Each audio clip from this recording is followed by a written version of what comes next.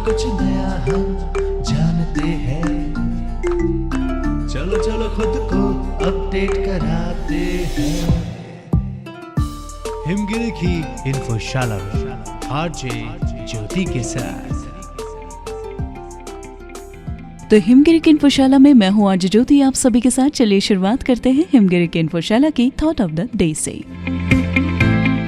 जिंदगी में कभी भी आप ये ना सोचें कि आपके पास कुछ भी नहीं है, और कभी ये भी ना सोचें कि आपके पास बहुत कुछ है, बल्कि इन सब चीजों से जरूरी ये सोचना है कि आपके पास कुछ ऐसा है जिसके जरिए आप बहुत कुछ हासिल कर सकते हैं। इसलिए जिंदगी में जो भी आपके पास है वो बेहद खास है। छोटी छोटी खुशियों को बटोरिए और खुशियों की राहों पर चलते चले जाइए। और अब है वक्त जानने का कि क्या कहता है आज का दिन।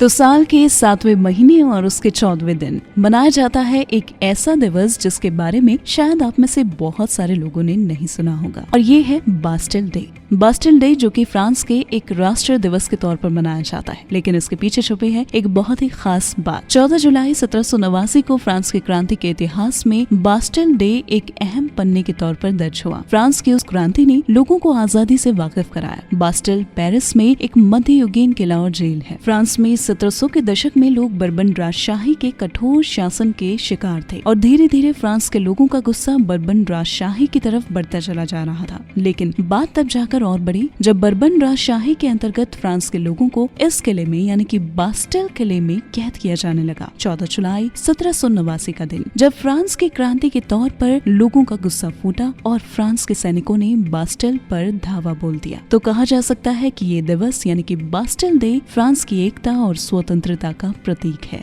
और अब बढ़ते हैं आज के हेल्थ सेक्शन की ओर।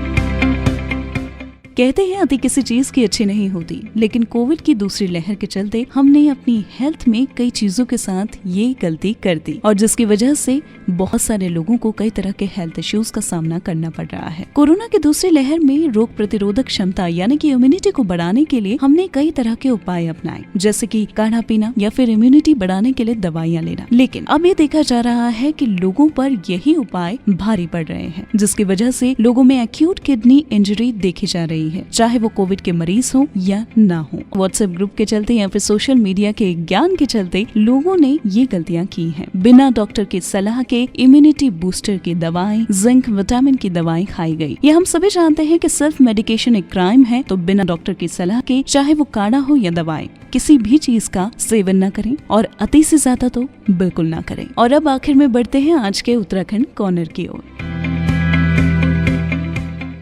कोविड का प्रभाव हम सभी की जिंदगी में बहुत ज्यादा पड़ा, लेकिन खास तौर पे युवाओं के करियर पर। लेकिन इसमें कोई दो राय नहीं है कि इस वजह से कई युवाओं ने अपने कदम स्टार्टअप की ओर भी अग्रसर किए, और इसका बहुत अच्छा उदाहरण बन के सामने आए हैं देहरादून के 16 साल के निखिल, जो कि 11वीं के छात्र हैं। निखिल की उम्र कम है पर इरादे उससे कई बढ़कर। निखिल ने स्टार्टअप के लिए एक बहुत ही अनोखा आइडिया तैयार किया है, और ये आइडिया है स्मार्ट ग्लासेस डिवाइस बनाने का। हमने स्मार्ट वॉच या फोन्स के बारे में तो सुना है, लेकिन क्या आपने कभी सोचा है कि ग्लासेस के जरिए हम वैसी ही सुविधाएं पा सकते हैं? बस निखिल ने ये इनोवेटिव आइडिया अपना पेश किया, और जिसे सरकार ने एक स्टार्टअप के तौर पर मान्यता भी दे दी है। इस स्मार्ट ग्लासेस डिवाइस के जरिए लोग लोकेशन, मूवी देखने के साथ और भी कई सुविधाएं पा सकते हैं, जैसे कि हम कंप्यूटर्स और स्मार्टफोन के जरिए पाते हैं।